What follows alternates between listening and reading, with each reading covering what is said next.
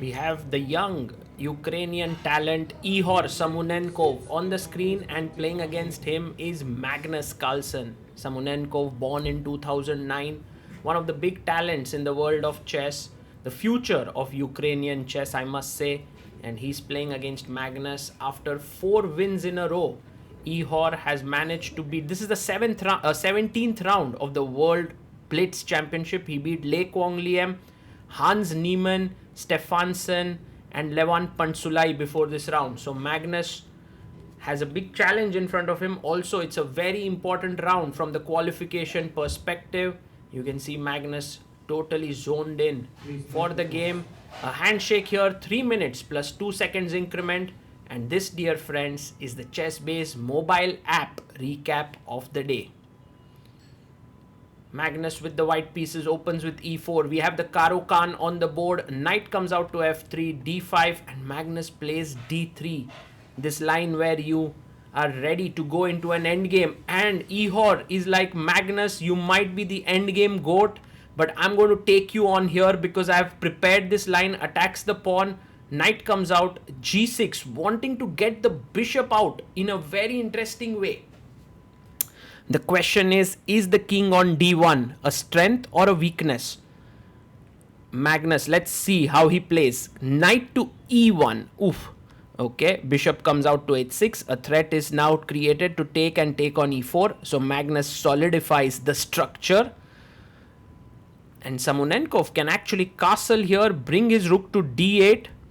He first plays his bishop to e6 on this diagonal here.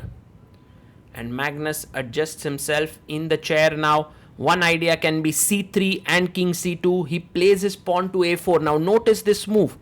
This is the kind of move which helps you gain space on the queen side. Knight develops here. Ihor playing this very well. a5 played, threatening to play perhaps a6 to soften up the queen side. The question is, what should black do now? And I think Magnus has also very thoughtfully chosen this opening against a player like Samunenkov, who's a young talent. By the way, a good move here, knight to e5. f4 is out of question because the bishop controls it. Maybe knight d3, offering a trade, could be one of the ideas here. And now black can also think about long castling to get the rook straight away down the d file. It's in positions like this that I'm always curious, what will Magnus do? He generally comes up with very interesting solutions. First, he goes knight d3. And Ihor goes back with his other knight, which makes so much sense because he wants to take and then bring his knight to e5 or even c5 for that matter, which would be a great square. And Magnus's time is now 1 minute 56 seconds while Ihor has 2 minutes 30 seconds. Magnus goes knight to b3 and he's essentially saying to black, you can't come to c5. Now bishop takes bishop, knight takes c1, taken. So now if you take here, I'll take back with the knight. He goes long castles. Oof, a very interesting move. And Magnus goes king d2. He notices that the king will be well placed on c3.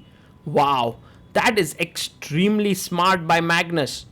Because you see the knight is at an diagonal's distance, so it cannot give a check. g5 played here.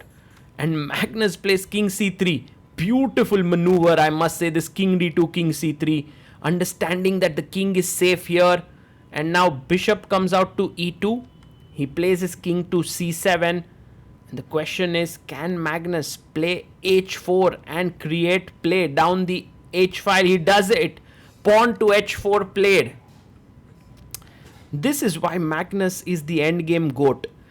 He doesn't really create threats, but he creates threats. He creates these ghosts in your head where you're thinking like, okay, what is he planning?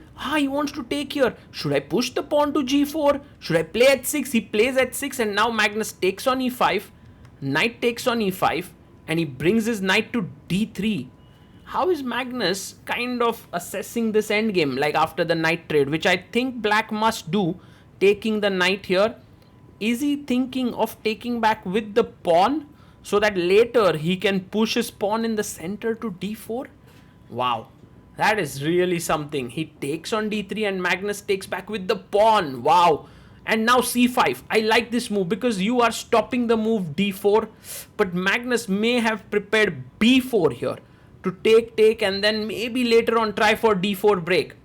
You can see that Ihor has gone down on the clock. He has 1 minute 14 seconds. Magnus 1 minute 41 seconds.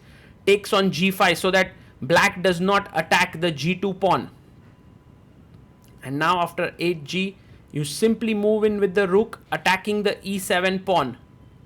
So he takes on g5, attacking the g2 pawn. And now, can we simply go pawn to g4? Yes, he plays his pawn to g4. Now, this is a weakness. You can't play f5 easily. Rook comes to c5, gives a check. The king goes back, and now Ihor has basically understood a5 and b2. Both are weak here. But can Magnus just simply give up the b2 pawn and tuck his king onto the e3 square, which means that he can actually chop off the pawn on h6. These are important decisions to be made. And Magnus goes and chops off. Rook takes b2 check. You can see his expression there. He's trying to assess the position. Is it good enough for a win? Rook b3 played, keeping the pressure here. He wants to go bishop c4. Can Magnus go rook to h7? Or there is even g5 attacking the bishop here. Oh my goodness. So many possibilities here. He goes g5. And now the sharp game begins. If you take here, you lose the bishop. So you will go bishop c4. And then I take the pawn, you take the pawn here. Insane. What's going to happen next? He takes on f6. Ihor takes back. E takes f6. And now, do you take back with the rook? Magnus is currently a pawn up, but he's going to lose the pawn on d3, and a draw in this game would really dampen his chances of finishing in top 4.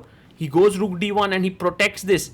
An important move now is to go b6 and get rid of this pawn and create your own passers here on the queen side. That's an important thing, but you're really tempted to save this pawn. Something like rook d6. He goes f5. Oof. Very interesting move here. And if Magnus takes here, then maybe bishop d5, rook e8, the king would be exposed. So I think taking the pawn may not be the best idea. With 30 seconds on the clock, Magnus goes king to f4. Lovely move now, threatening to take the bishop here on c4. It's very important to take fe4 because after dc4, you can go rook f8, check and take on f3 and good drawing chances. But do not take the pawn on d3. That would be a mistake because, I mean, it's the most tempting move because you have 3 attackers and you have 2 defenders. He takes it and Magnus has seen it. Check, king c8.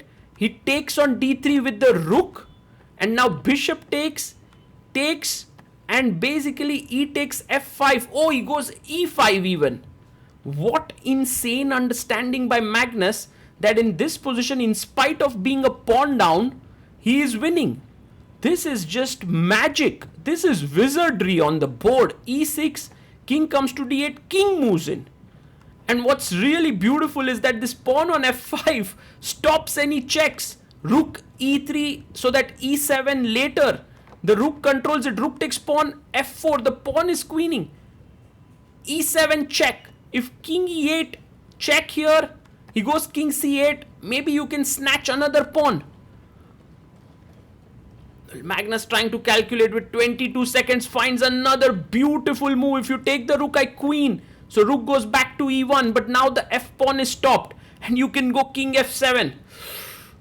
Exquisite play. Oof. Beautiful play by Magnus Carlsen. I have used the word oof so many times in this game. Queens takes, king takes. And now we have a rook versus few pawns, but the pawns are not advanced enough.